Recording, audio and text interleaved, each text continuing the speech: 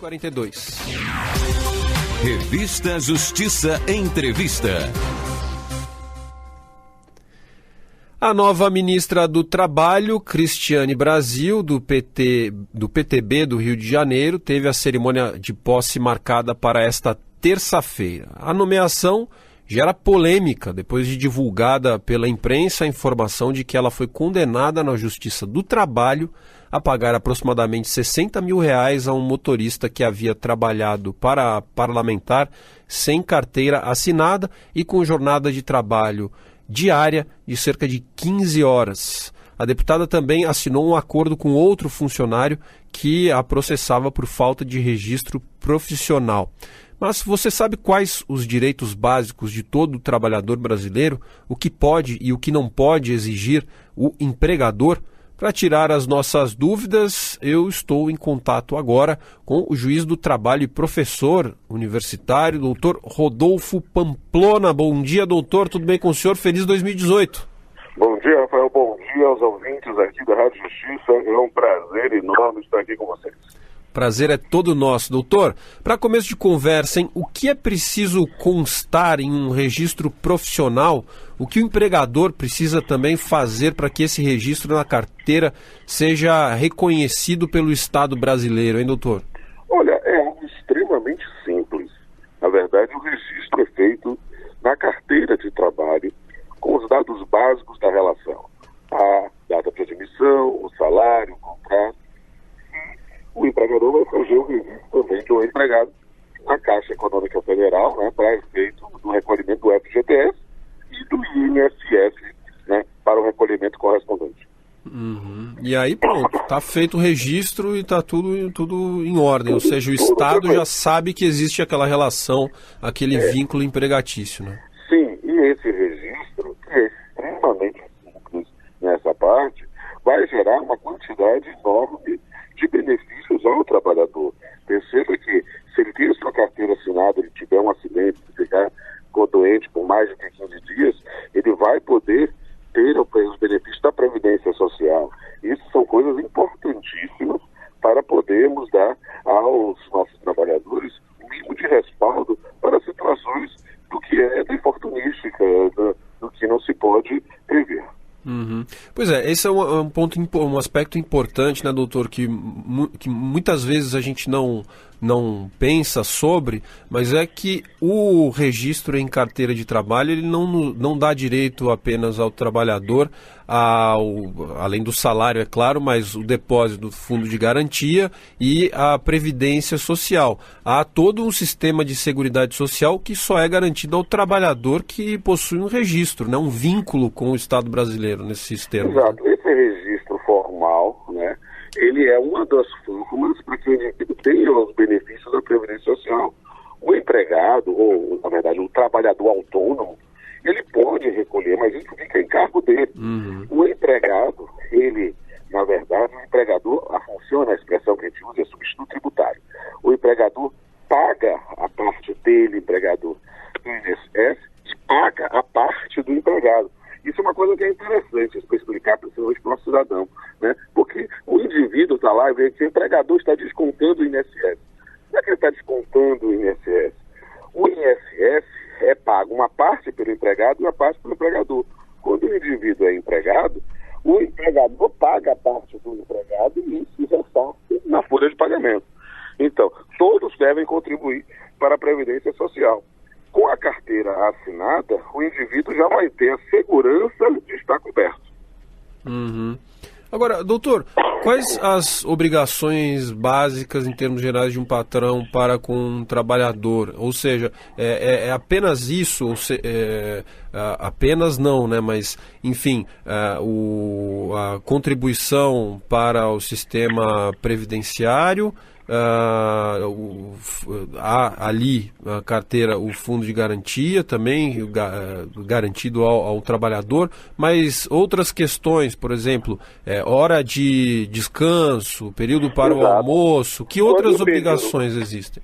Quando o trabalhador aí está formalizado, a gente tem todo o sistema trabalhista formal, né? E isso nós vamos falar da limitação da duração do trabalho, as 8 horas diárias e 44 horas semanais, dos intervalos, interjornada, intrajornada, o pagamento das férias, o 13º, tudo isso é algo que decorre da relação empregatícia formalizada. O indivíduo que não tem relação empregatícia formalizada pode receber isso? Bem, se o empregador quiser pagar, pode. Mas perceba que não tem como se exigir sem a premissa que é a relação de emprego formalizada. Agora, o senhor falava um ponto que foi discutido aí em torno dessa polêmica sobre a futura ministra do Trabalho, a questão da jornada de trabalho. Hoje no Brasil a jornada máxima de trabalho é de 8 horas diárias. 8 horas e 44 semanais, está desde a Constituição de 88, mas de constitucionalidade duvidosa, a reforma trabalhista, né, trouxe algumas outras formas de compensação. 12 por 36, a questão do banco de horas. Agora, tudo isso parte até mesmo essa compensação, que em tese é um benefício maior ao empregador do que ao empregado, pressupõe a relação de emprego formalizada. Sim.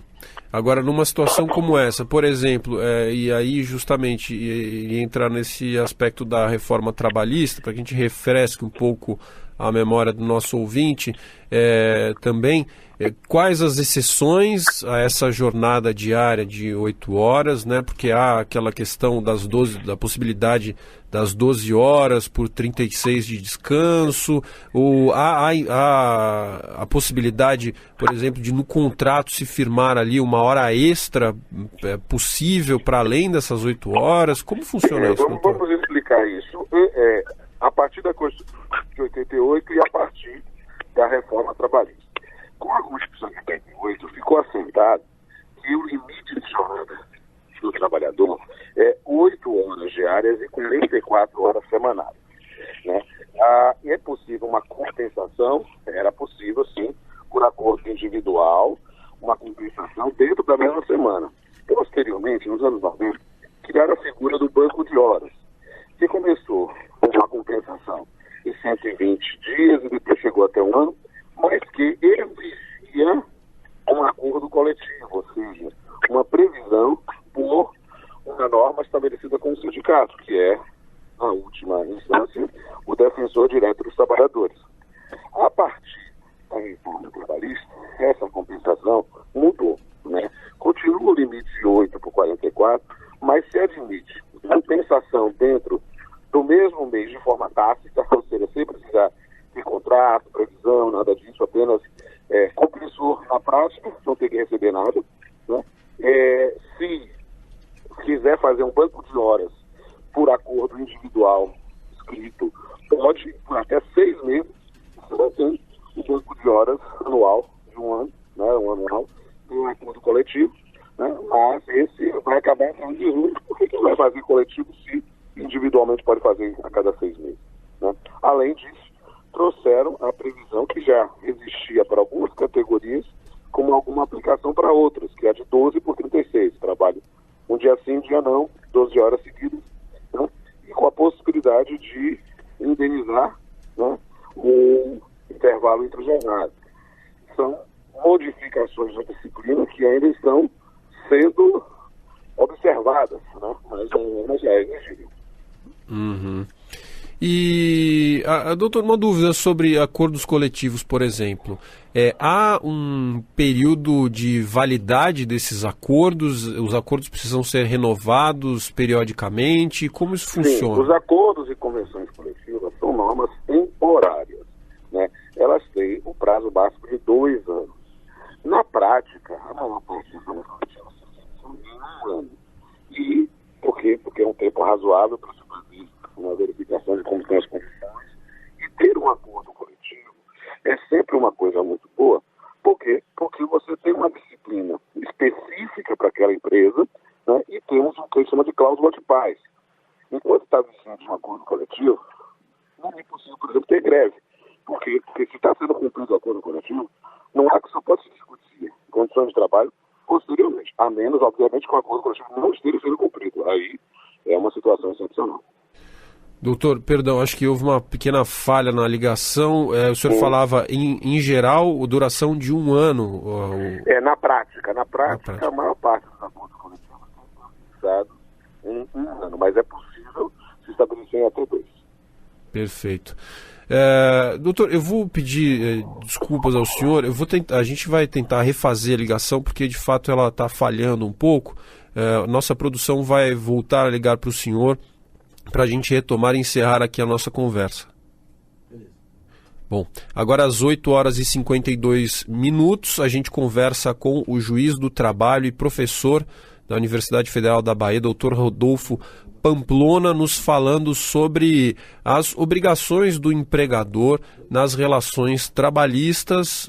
Já temos o doutor Rodolfo Pamplona novamente conosco. Muito obrigado, doutor, pela compreensão. E eu pergunto então ao senhor, no caso do descumprimento de regras como essas sobre as quais falávamos agora aqui na nossa conversa, quais as punições possíveis para o empregador, né? Ou seja, apenas a reparação do dano material, ou seja, o prejuízo financeiro pelo não cumprimento de regras, né, da legislação trabalhista? A que tipo de punições então pode ser submetido o empregador que não cumprir essas regras? O descumprimento das relações trabalhistas, em geral, exige a reparação correspondente, a reparação do dano material correspondente. Com frequência, há previsões de normas coletivas que trazem multas, né, normativas por o descumprimento das suas previsões, o que é uma espécie de cláusula penal, uma espécie de pré-tarifação de perdas e danos. Há discussões sobre a possibilidade de essa violação de normas coletivas, quando reiterada, quando proposital, quando absolutamente desarrazoada, e seja também reparações por danos morais. Mas é um tema ainda que precisa ser melhor equacionado, principalmente após a reforma trabalhista, que trouxe uma espécie de tarifação de reparação de danos extrapatrimoniais. Doutor Rodolfo Pamplona, juiz do trabalho, professor universitário, eu quero agradecer imensamente ao senhor pela participação, pela disponibilidade em nos atender aqui no Revista Justiça, pelas informações relevantes trazidas aos nossos ouvintes. Doutor, muito obrigado mais uma vez, um bom dia ao senhor e um ótimo 2018, hein? Um bom dia e um feliz 2018 para você, para toda a equipe da Rádio Justiça e para os nossos ouvintes que são os destinatários de todo o nosso serviço. A ideia de prestar um serviço ao cidadão, esclarecendo sobre as dúvidas, é uma missão que nós estamos levando para nossas vidas. Muito obrigado, doutor. Agora, 8h55, a gente vai para mais um rápido intervalo aqui no Revista Justiça, mas tem mais programa por aí. Não saia da sintonia da Rádio Justiça. No próximo bloco, a gente fala sobre direito de família. Daqui a pouco, logo depois do intervalo. Continue com a gente.